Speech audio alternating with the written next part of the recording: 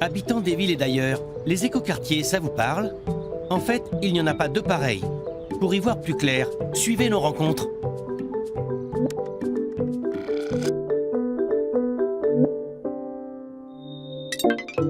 Pour parler des écoquartiers pionniers, je reçois aujourd'hui le quartier français, Loreto et Mühlenviertel de Tübingen en Allemagne. Bienvenue. Bonjour, Bonjour Ecotopie. Ecotopie. Quartier français et Loreto, vous avez été construit dès 1996. Racontez-nous.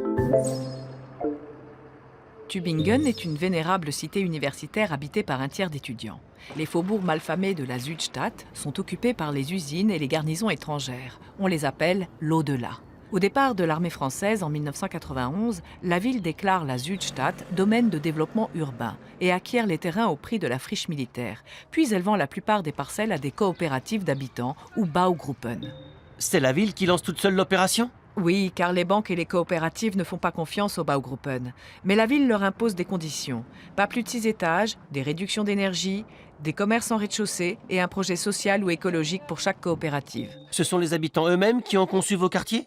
Oui, ils ont dessiné ensemble leur maison, comme ici au Projekt Viertzen, conçu sans béton, juste en briques.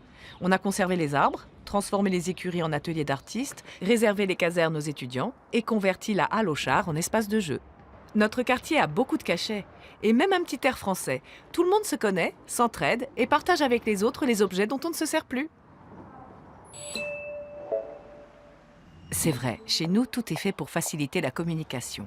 Des parkings ont été aménagés à l'extérieur pour éviter que les voitures ne nous envahissent. Nous avons créé une ville des chemins courts, afin que les gens marchent et se parlent. Oui, Loreto, sauf que vous êtes plus petit et plus près du centre-ville. Notre quartier est moins pittoresque que le quartier français, mais nos habitants sont très impliqués dans leur association Loretina. Axel et Pia s'occupent d'un festival de danse très fréquenté. La fête de Loreto attire toute la population de Tübingen. Les prix ont dû exploser. Oui, Ecotopie. Loreto regroupe principalement des habitants de la classe moyenne supérieure, tout comme vous, Mühlenviertel.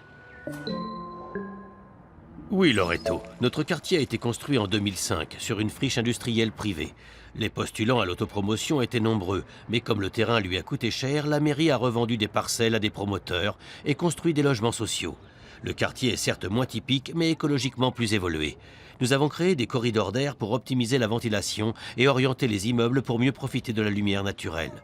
Un de nos bâtiments produit même plus d'énergie qu'il n'en consomme, un vrai prodige de technologie. En revanche, chaque immeuble a son parking et il n'y a pas de commerce au rez-de-chaussée. Pourquoi cela ?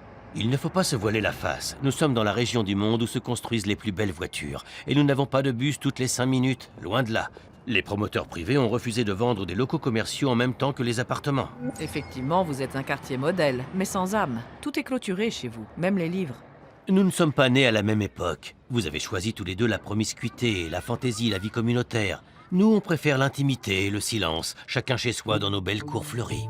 Si j'ai bien suivi, malgré leurs différences, les 3 quartiers de Tübingen ont prouvé qu'on pouvait envisager la ville comme un bien commun et non plus comme une marchandise.